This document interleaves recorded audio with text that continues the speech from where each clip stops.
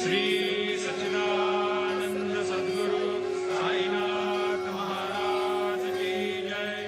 श्री सच्चिदानंद सद्गुरु साईनाथ महाराज की जय। श्री साईं सच्चरित्र अध्याय 8। श्री साईं बाबा का शिरडी में प्रथमागमन। 3 वाड़े। श्री साईं बाबा का शिरडी में प्रथमागमन। श्री साईं बाबा के माता पिता कौन थे, उनका जन्म कब और कहाँ हुआ था, इस बारे में किसी को भी ठीक से कुछ ज्ञात नहीं है। इस संदर्भ में काफी खोजबीन भी की गई और स्वयं श्री साईं बाबा से भी पूछा गया, लेकिन कोई भी संतोषजनक उत्तर या कोई सूत्र हाथ नहीं लग सका। वास्तव में श्री साईं बाबा का प्रकाट्य हुआ था, जन्म नहीं। जन्म तो योनिज का होता है, जबकि अयोनिज का प्रकाट्य होता है। श्री साईं बाबा का भी प्रकाट्य हुआ था, ठीक वैसे ही जैसे नामदेव व कबीरदास का प्रकाट्य हुआ था। वह भी बाल रूप में। नामदेव जहाँ गोड़ाई भी भीमरथी नदी के तट पर बाल रूप में मिले थे, वहीं कबीरदास भागीरथी नदी के तट पर तमाल को पड़े मिले थे। नामदेव व कबीर जहाँ बाल रूप में मिले थे, वहाँ श्री साईं बाबा 16 वर्ष की तरुणावस्था में शिरडी के नीम के पेड़ के नीचे भक्तों के कल्याण के लिए प्रकट हुए थे। वे पूर्ण ब्रह्म ज्ञानी थे। संसारिक पदार्थों की उन्हें स्वप्न में भी कोई लालसा नहीं थी। माया को वे ठुकरा चुके थे, तो मुक्ति उनके श्री चरणों में लौटती थी।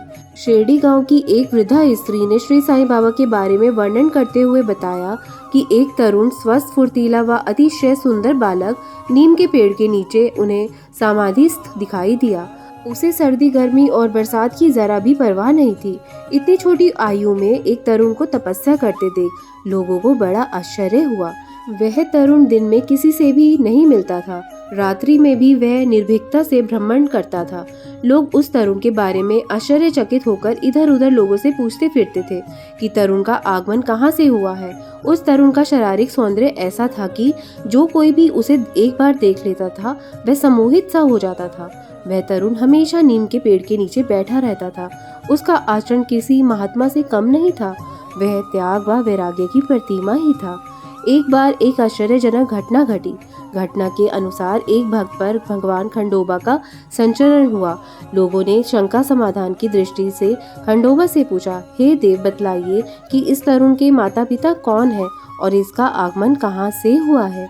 इस पर भगवान खंडोबा ने एक कुदाली मंगवाकर निर्दिष्ट स्थान को खोदने के लिए कहा।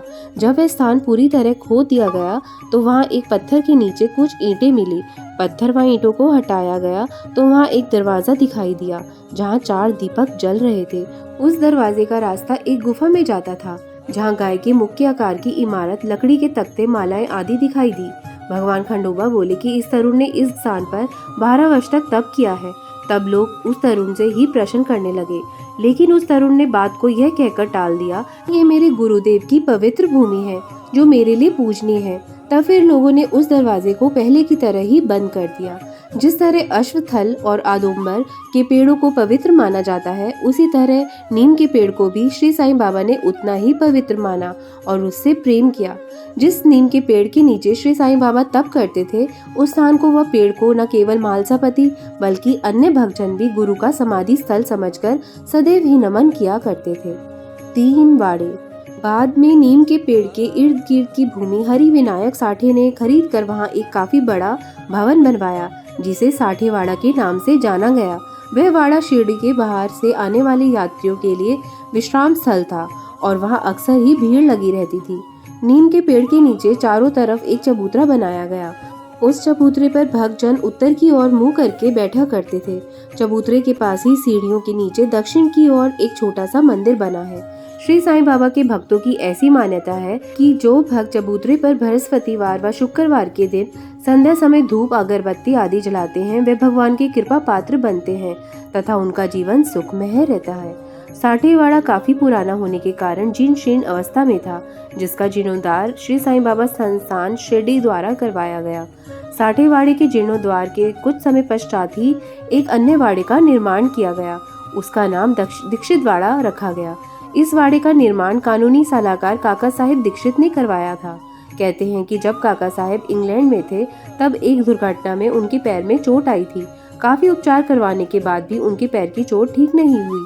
तब नाना साहेब चंदोरकर ने उन्हें शिरडी जाकर श्री साईं बाबा की कृपा पाने का परामर्श दिया। नाना साहब के परामर्श पर काका साहब ने 1909 में शिरडी जाकर बाबा के दर्शन कर उनसे पैर के बदले मानसिक पंगुता दूर करने की प्रार्थना की। श्री साईं बाबा के दर्शन करके काका साहब परम सुखी हो गए। फिर उन्होंने स्थायी रूप से शिरडी में ही रहने का मन बना लिया।